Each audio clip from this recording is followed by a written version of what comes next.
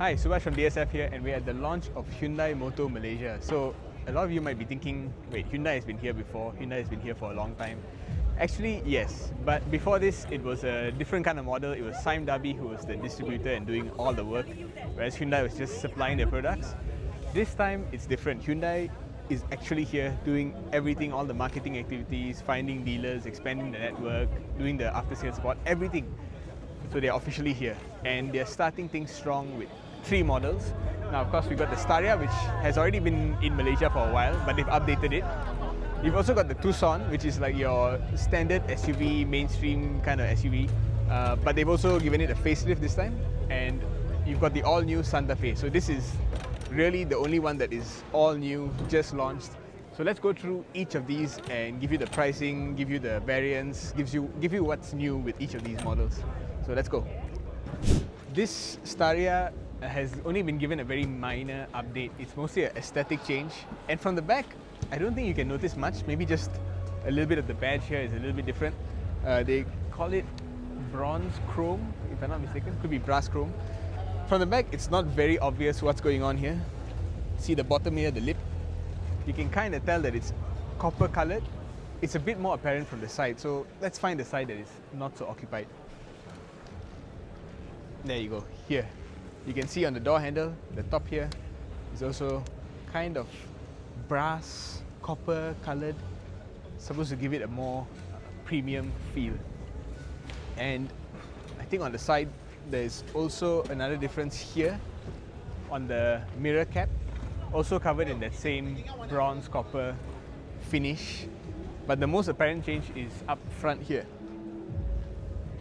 Here you got copper colored badge, and the entire grille and the lower lip is all in that bronze color. Inside, I believe it's about the same.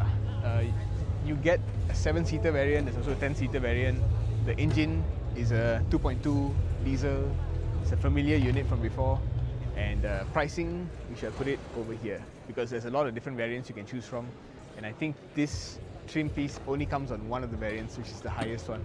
So the 7-seater model has relaxation seats in the middle, so you can walk through the center and go to the back. But there's also the 10-seater, which is much cheaper because it comes in with commercial vehicle tax incentives. It's a little bit cheaper because of that.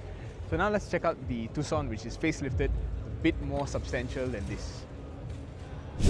So this is the new Tucson.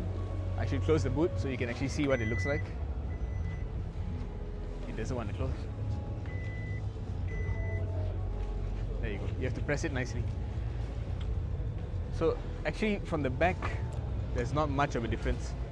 The badge apparently is a little bit different. The wiper blade is also integrated a bit nicely, but from the back, you won't see much of a difference besides the bumper. You go around the side also, it's about the same. And actually in front is where you see the most difference for the exterior, because this daytime running light pattern is a little bit different. This Tucson, even in the previous iteration, was not very popular in Malaysia, so being able to spot the difference is something that you really have to be someone who's really paying attention to this model.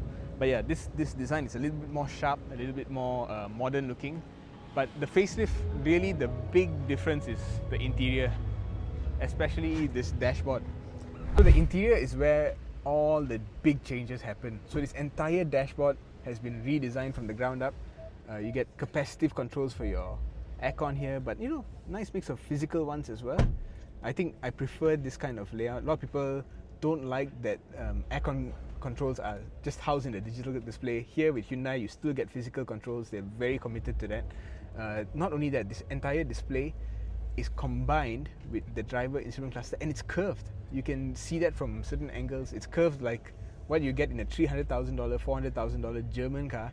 You're now getting it at $200,000 in a Korean car. They've also redesigned this thing here. So no longer do you get the gear selector over here. It's been moved to the column. Here you get your wireless charger, you get more drive controls, and you got a lot of extra storage space down here. Another storage box over here. And this thing is quite innovative.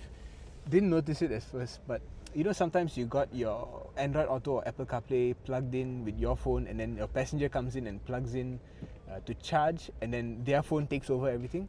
Well, here you can actually cycle so that their phone is only being charged. If you want their phone to take over Apple CarPlay, you click it again, it gets data and charge. Never seen this before. It shows that Hyundai is really paying attention to stuff. Man, this thing quite normal. So now, if you want to learn more about the all-new Santa Fe, which is the only car here which is completely new from Hyundai Motor Malaysia, check out the next video in our playlist.